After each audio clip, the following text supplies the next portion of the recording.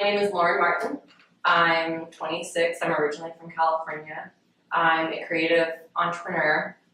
I have started multiple businesses here in Austin, and I'm also a freelance artist. On top of Foxtrot, which is more of like our startup and is totally a not creative company whatsoever, I was working at a digital agency here in town and left just feeling really uninspired. And so because of that, I decided, okay, well, I'm so creative, I need an outlet, which is why I started the blog. It was just a way for me to get my thoughts out. And then starting Lauren Jade Creative was my way of freely expressing myself in whatever capacity I chose. I was getting people asking me to do their logos and do illustrations. So that's kind of how it all formed. It's definitely hard to make time when you're kind of, I guess you would call it moonlighting with your kind of side job at the time.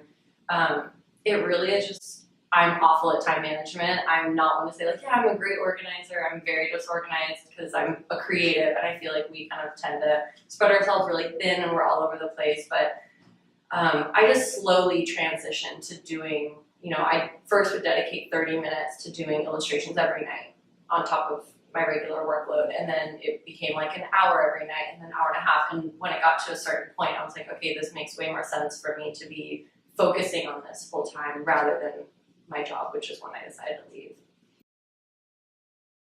My boyfriend and I, we've lived together for 4 years. We've always thought, okay, we need 2 bedrooms. We need, 2 separate bathrooms so we can each have our own spaces. We kind of had, I think, a mentality that most of us all have is like we kind of deserve or need this certain amount of space per, person or object. And last year we were sitting and we're like, we're working our butts off to pay for this apartment, and we use maybe 10% of it. And we're also never home because we're working all the time to pay for all the things in this apartment that we now can't afford because they're just, sucking money. So that was when we kind of said, let's build a tiny house. Let's just do it. We kind of were like, this is nuts, but let's try it. The worst thing that can happen is we hate it and we rent another apartment.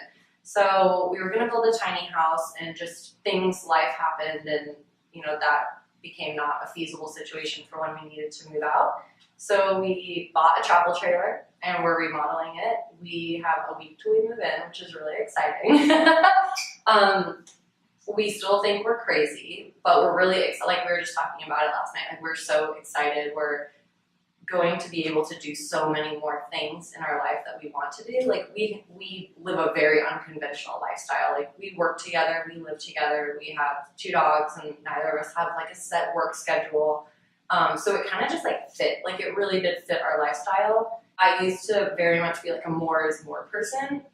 It was only recently, this past year and a half, I do suffer from anxiety. I think a lot of creatives do. After talking to a lot of my friends, we all kind of have this, compulsion to keep creating and doing more and more and more and more, which is ironic because now I'm trying to scale back, and it's definitely been a challenge to scale back my workload and the projects that I'm taking on because I thrive on that.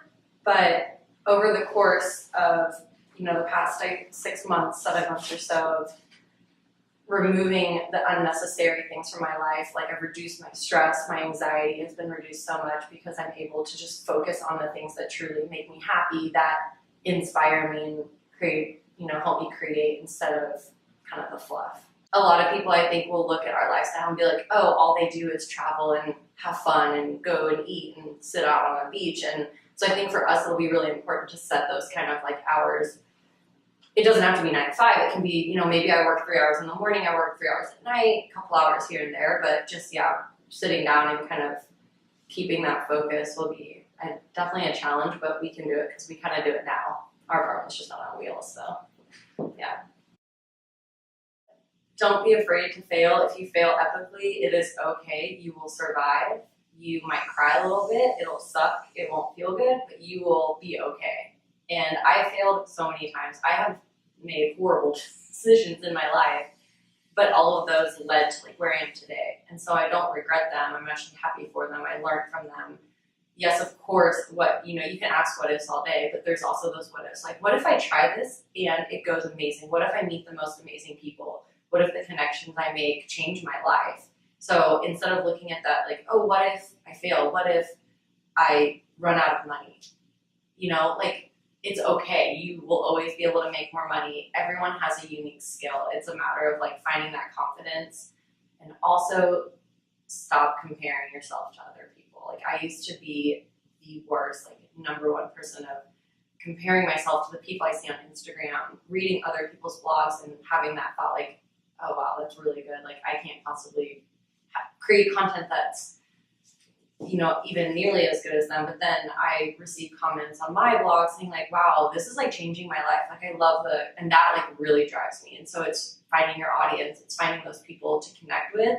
It's not going to be the same as hers. It's not going to be better or worse. It's just different. And it's finding that self-confidence to be okay with it.